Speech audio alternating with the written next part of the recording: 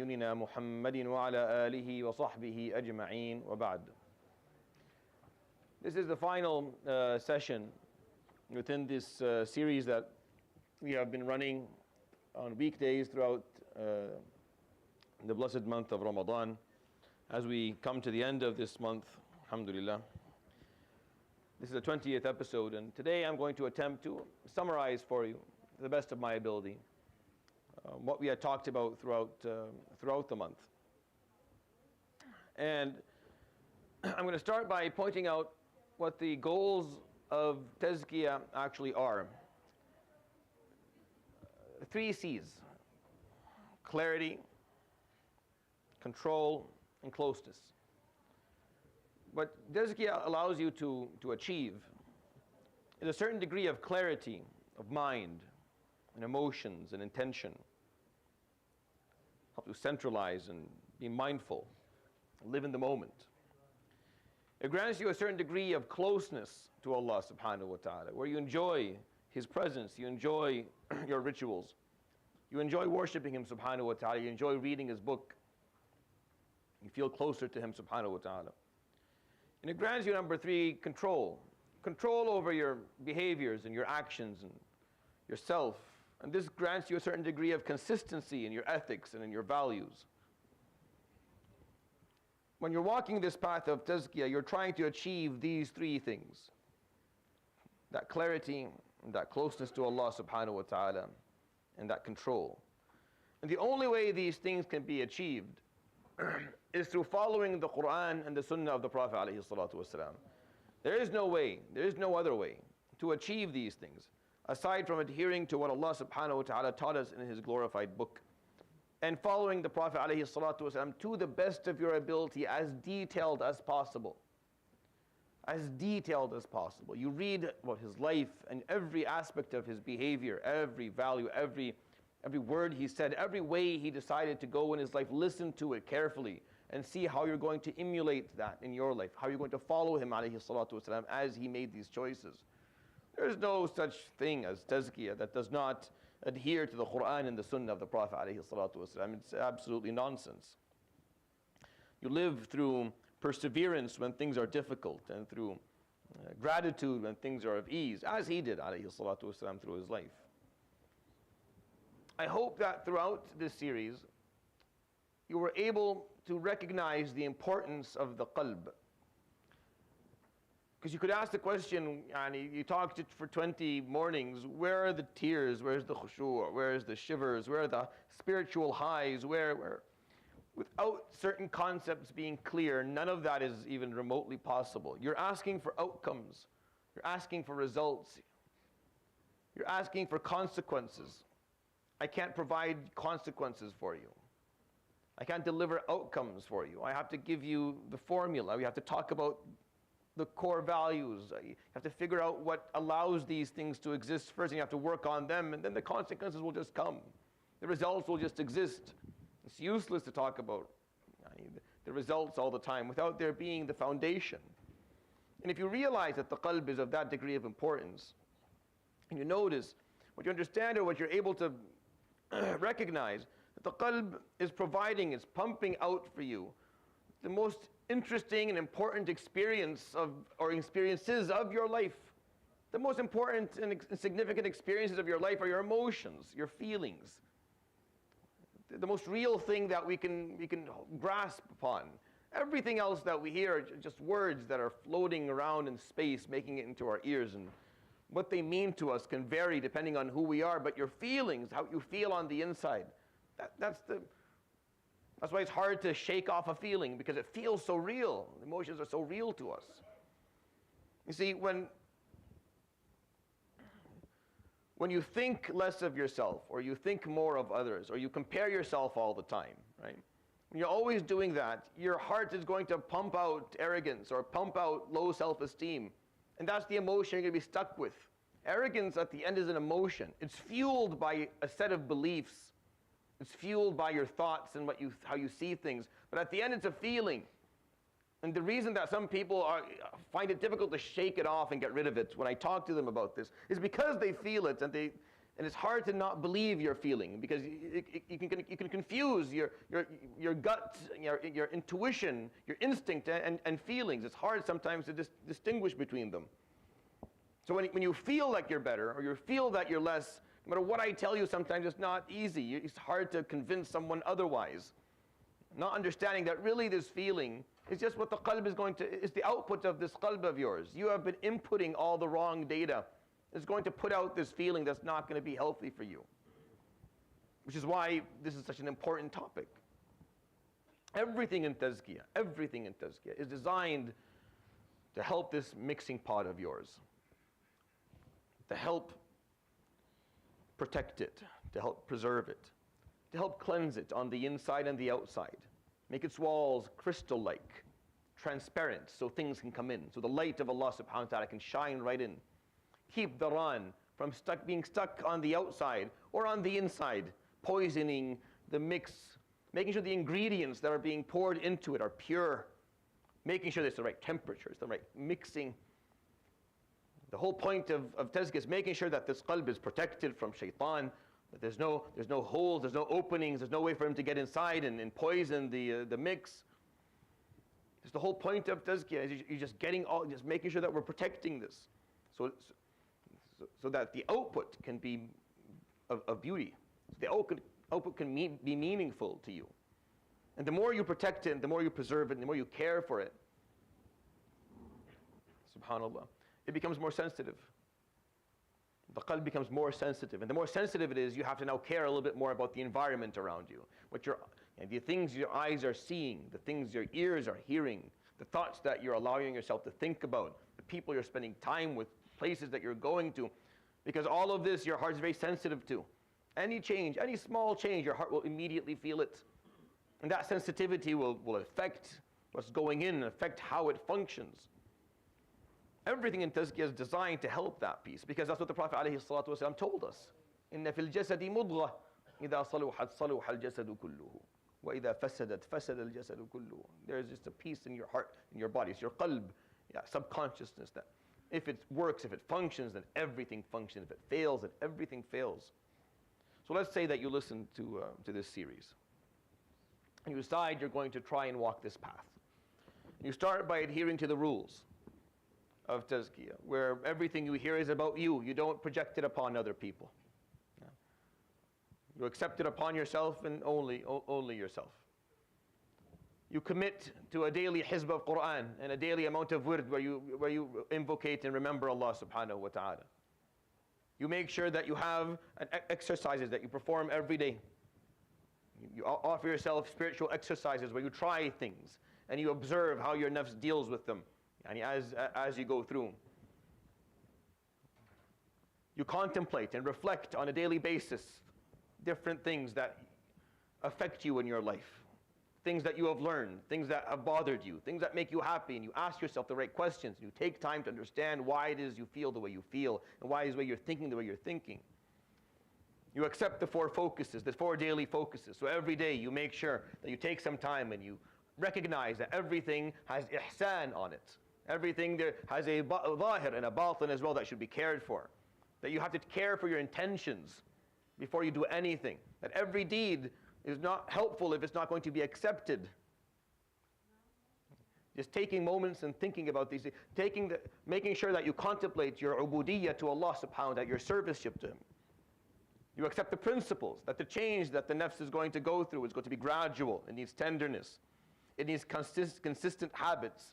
It needs abstinence from bad habits and substitutions. It needs honesty, self-honesty in order for this to work.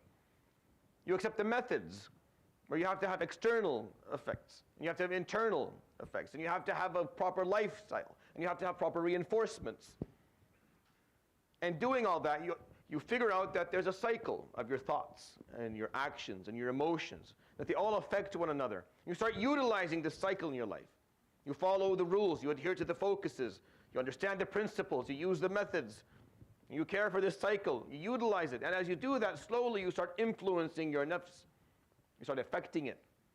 Slowly you start seeing, slowly but surely, you start seeing changes about who you are regarding different things in your life.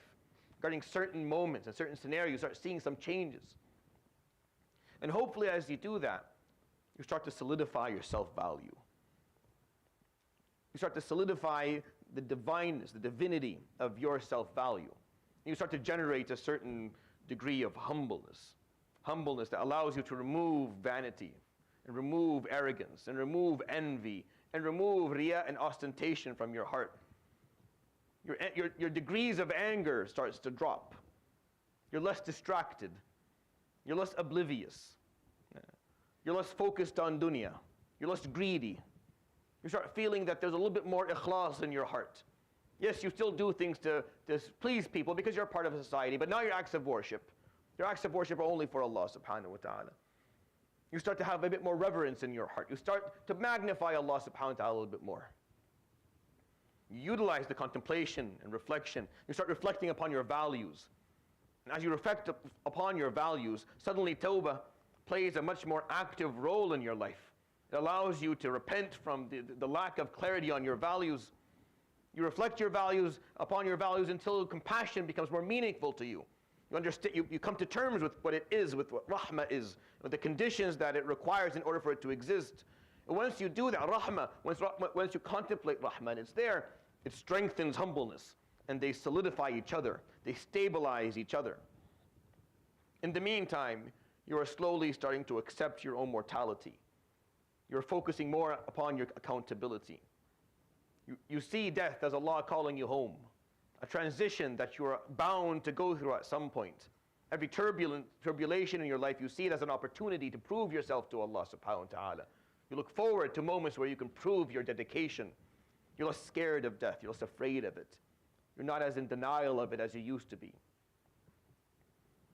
And then when you have a certain degree of solid self-value that doesn't fluctuate with changes around you, and you have clarity on it, and your mortality, you have a better grasp on your own mortality, a better acceptance of your own death, suddenly you can activate certain tools. Suddenly you can face the world with taqwa, and with jihad, and with tawakkul. You're able to actually utilize them in dealing with your life. You're capable of making decisions or asking yourself questions before you make decisions. You have the right response to the different turbulations that hit you in your life. You have a mindset of striving that is powerful, that is there, that is stable. And with time, as you continue to practice these tools, use them as the world throws at you, whatever is going to throw at you. As you move forward with your life, you utilize these tools, you start finding out and discovering that yes, haya can actually exist in my heart. I can have a certain degree of adab. I can practice zuhd. I can practice wara'. And as you practice these things with varying degrees of consistency, you realize that you can actually live similarly to the Sahaba more than you ever imagined was possible in your life. Just with a few changes, you start seeing a little bit more of these effects of your haya, of your adab, of your zuhud, of your wara', and with that your ruh is a bit stronger. Your conscience has more say in your decisions. Your nafs is a little bit better tamed. It's not as monstrous as it was before. It's a bit better behaved. And as all of that is happening, as all of this is going on, your heart is being cleansed. Your heart is cleaning your heart. It's scraping all of the garbage off the walls on the inside. It's scraping it off on the outside, and the light is coming in. And you're purifying those ingredients, and you're protecting it from the effects of shaitan, and from your self-desires, and from hawa. Allowing your heart to generate the most powerful energy within the universe. Allowing it to generate the most valuable commodity that exists. Allowing it to generate genuine love. And when it generates genuine love, you have found everything. And until then, you are missing out on everything. It's only until your heart can generate genuine love, not love that is based on a need to control, or an obsessiveness, or a weakness, or some benefit or gain in self-value or lack of confidence, but genuine love that has all of the other elements just functioning, allowing it to be there. And once you have that, khalas, you're good. There's a very thin line between spiritual growth and cult-like mentalities and cult-like manipulations. The problem with cults is that they talk to you about spiritual growth, but there's always a step that you haven't been able to do yet to get to the point you want to be. And they keep on making it difficult. You did this, but yeah, that's not working for you because you haven't done this yet. And they give you another step that's almost impossible, putting you in a whirlhole of dependence upon the people who are teaching you things, making it impossible, putting goals that every time you come close, they take the carrot and put it a little bit farther so that you can't get there, making you continuously run after something that you'll never get to. Islam is not like that. Tazkiyah is not like that. It's not like that. You can achieve something here.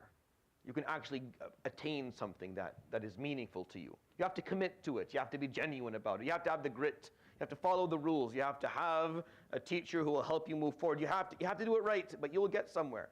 But the difference is that Islam doesn't tell you it's a destination. That here's that one point. You get to that one point. No. Islam tells you it's a path. It's a sirat mustaqim. You ask him to, Ya Rab, I want to walk the sirat al-mustaqim. Why walk? Why not, Ya Rab, allow me to arrive at... No, there's no arrival. Where are you going to arrive? There's no moment where you've achieved the highest degree of closeness to Allah subhanahu wa ta'ala. You're very close today. Well, tomorrow you can be a little bit closer. Okay, I'm now a little bit closer to Allah. Well, the day after you can be a little bit closer. These two physical objects, they get close enough to each other until they become the same object. They're sitting on top of each other. But that's for the physical world. With Allah subhanahu wa ta'ala, there's an infinite amount of closeness that you can achieve. You can always be closer to Him subhanahu wa ta'ala, just like you can always be farther away. Just like you can be always further away, you can always be closer to Him. So you put yourself on this path, and you start walking, and you'll never be perfect. Nothing will ever be perfect. But as long as you are trying to walk it, as long as you're aware of your shortcomings, of your mistakes, of your flaws, as long as you're observing your level of humbleness, your level of rahmah, you care for your self-value, you're asking yourself about the diseases, about vanity, about arrogance, about riyā, about hasad, you're interested in making sure that you've accepted your khitam and the end of your life, and that this is not something that you're ignoring, as long as you care for your haya and for your adab and your youth, as long as you're trying, you're safe. It's those who decide that this is no longer worth it anymore that are the ones in trouble. As long as you're aware that you should have ikhlas, as long as you're aware of that, and you hold yourself accountable and say, this wasn't good. Ya Rab, I know this was not good, forgive me. Allow me to try better next, allow me to be better next time. I will try harder next time. You try, and you still don't achieve it, and that's all right, as long as you're aware of that. As long as you continue to try your best, you push yourself a little bit farther, you ask the questions, you try something. You're never going to achieve perfection. It doesn't exist. It's Him, alayhi salatu wasalam. It's His example. That's perfection. And we can't be Him, alayhi salatu wasalam. But we can try. We can try to follow Him to the best of our ability. And every time we fall, we get up again and we try again. And then we fall again and we get up and try again. Shaitan bargains on that. At some point you'll get tired. At some point you'll just give up. At some point you won't ask yourself, was my intention correct before I did this? Did I do this with excellence? Will this be accepted Yawm al-Qiyamah? How am I feeling about myself? How do I see other people? He's bargaining that at some point you'll get tired of doing that. And once you get tired of doing that, khalas, now you're in trouble. The moment you let your guard down, the moment you are no longer protecting this qalb, the moment this qalb is no longer protected, Shaitan has an army waiting. Just like after the end of Ramadan. Just like 36 hours from now. Once he closes the gates of heaven, subhanahu wa ta'ala, he opens the gates of hell. And he lets loose all of the shayateen. Where do you think they're going? They're not going to the houses and the homes. They have a very specific destination. They know exactly where they're going. Do you? You should, because they have no hesitance. And they don't need to sit and listen to a dars from shaitan to know where they're going. They've been doing this for a long time. So they know exactly what to go after. And they're going to poke holes and look for weaknesses and see if there's a way in. And once they get there, they will poison the pot. They will poison the mix to the best of their ability. They will try and cover it up so no lights come through. So you can't enjoy the rahmah that you were enjoying all month. So you don't enjoy the waridat from Allah subhanahu wa ta'ala that you were enjoying all month, that was waking you up at night for tahajjud and waking you up for fajr and bringing you to the masjid and asr and allowing you to hold back from eating and drinking for 14-hour days as you were going to school. He wants us rid of all of that, and he will. If you are not careful, he will. Which is why this is a path you have to continue to walk to the day you die. To the day you die, you walk this path. And every time you fail, you try again. And as long as you're aware, because people ask, well, what about ikhlas? It's not good. I know it's not good. It's okay. Are you aware it's not good? Yes. Do you care that it's not good? Yes. Okay, you're fine. Just keep on trying. Keep on pushing. Never give up. I'll end with two simple stories. One for me and one for you. Imam al-Junayd, rahimahullah, says that he was young once sitting amongst people who were talking about shukr. And As-Sari al-Saqati, rahimahullah, was sitting amongst them. He was a scholar. And they're talking about shukr. So he told me, Ya ghulam, ma tara shukr? What do you think shukr is? I was a younger person amongst people who were much older. So he asked me, let me speak.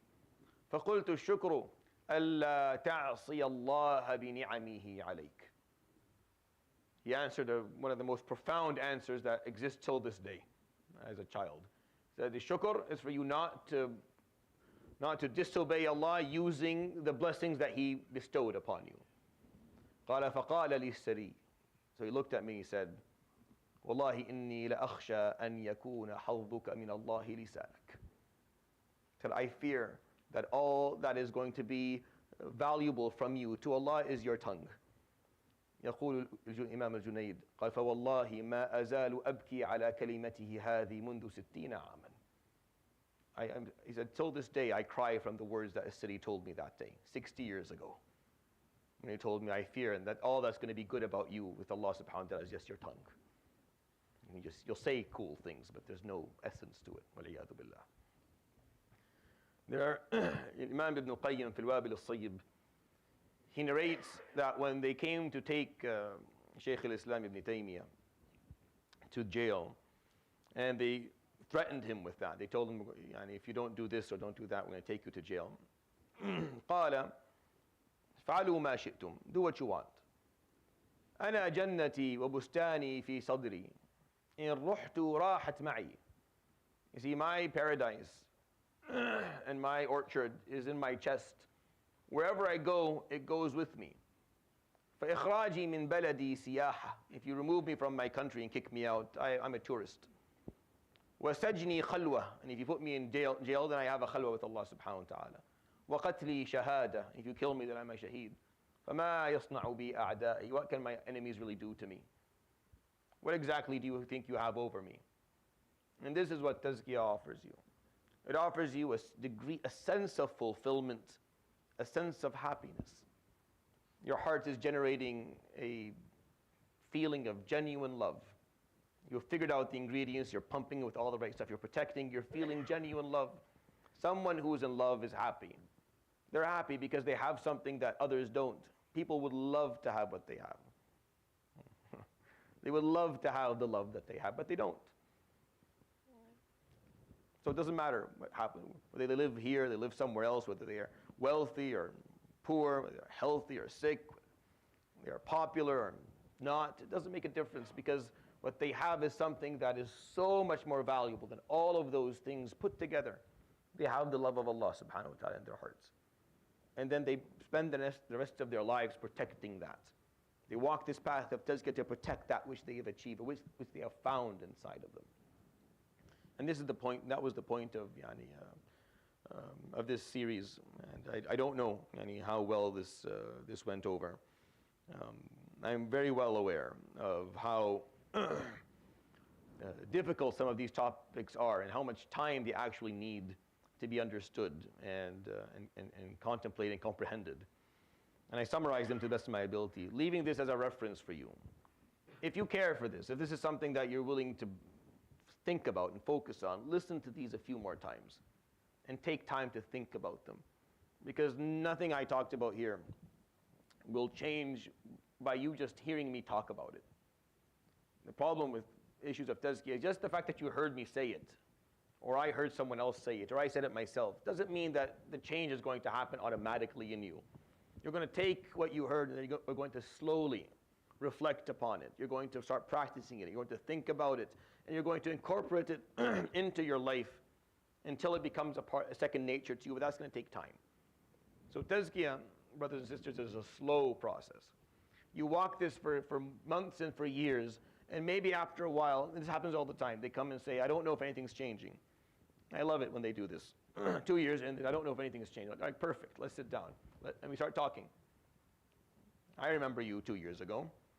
And then we start comparing. And when they compare, they say, oh, subhanAllah. Yes, actually, yeah, okay, sorry. And then they walk away. Gradual change is hard to identify. What we want is we want the all moment. There are people who get that from Allah. They're called majazib. In the Syrian culture, if you wanted to say someone is not there, ajdab, they say. Right? It's a bad cultural usage of the word. What it really means, majdhub, is someone who Allah subhanahu wa ta'ala doesn't have to do all this. He just calls his heart to him. He just cleanses his heart himself subhanahu wa ta'ala. And this person with very little knowledge and very little anything is just muttasil billah subhanahu wa ta'ala. And you will meet people like this, who just sit there and don't care. Their Quran is open and they're reading and they're happy. And they barely know ahkam al-salah. They just barely know enough to get through life. And they're not knowledgeable. But there are people of true humbleness and true beauty and love of Allah subhanahu wa ta'ala. You don't understand how one in a couple of million people. The rest of us have to work for this. The rest of us have to walk this path, asking Allah subhanahu wa ta'ala to grant us that which He granted His beloved. To grant us what He granted the ones whom He chose subhanahu wa ta'ala. And He will. Jalla Jalaluhu. If you commit and if you show the grit, He will subhanahu wa ta'ala. I'll end with that inshallah ta'ala. Subhanakallah bihamdik, shanu la ilaha illa anta astaghfiruka wa atubu ilayk. Wa sallallahu wa sallam wa baraka ala nabiyyina wa habibina wa qurrati a'yunina Muhammadin wa ala alihi wa sahbihi ajma'in. Jazakumullah.